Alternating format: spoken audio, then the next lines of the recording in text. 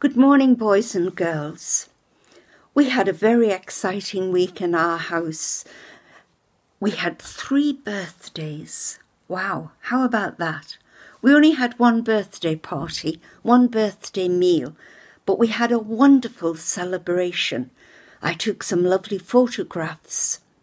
And you know, today is the feast of Pentecost. And it's the day that the Holy Spirit came upon the first disciples and the apostles and Our Lady, and we call it the birthday of the church. That's strange, isn't it? I wonder why. Well, Jesus had returned to heaven on the feast of the Ascension. He had left his apostles, and he left them feeling rather frightened, but he promised to send them his Holy Spirit so that they would have great courage to be able to go out and preach his word. So let's listen to the reading of today. It's taken from the Acts of the Apostles.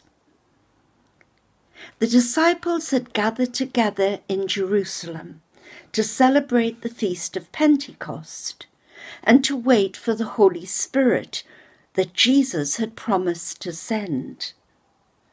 One day as they were praying together, the room was suddenly filled with the sound of a powerful wind which roared through the house. Then what looked like small tongues of fire appeared and spread out to touch each one of them, so that they were filled with the Holy Spirit. At once, in their excitement, they rushed outside to tell everyone what had happened to them.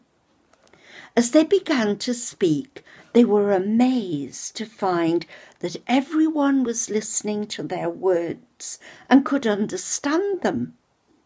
People from different regions and countries were astonished to hear these men preaching to them in their own native languages. The word of the Lord. Wow. That's a very exciting reading, isn't it? You can feel the power going through the house like a roaring wind. And they could see the tongues of fire resting and touching each one of them so that they were filled with the Holy Spirit. You know, you and I are filled with the Holy Spirit as well. We were filled with the Holy Spirit when we were baptized, and the Holy Spirit will burst anew within us when we are confirmed.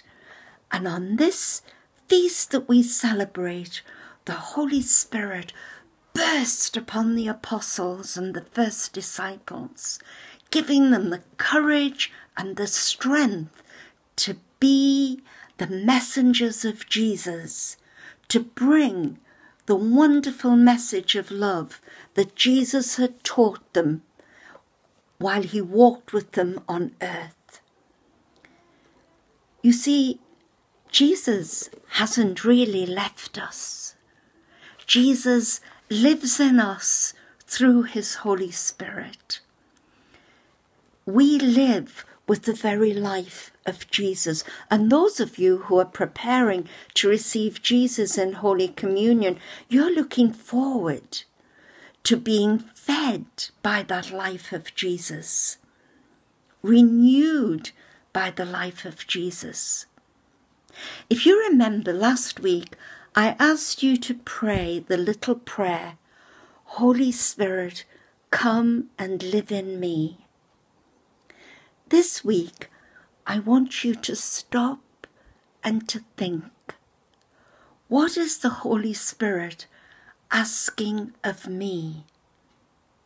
The Holy Spirit asked of the first disciples to go out and preach and to show people through their actions and love just what Jesus was like and what Jesus wanted them to do.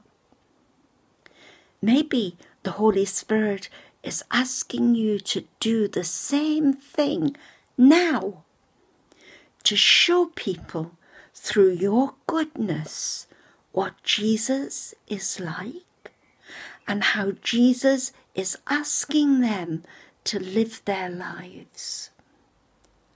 What is Jesus asking of you through the power of the Holy Spirit within you?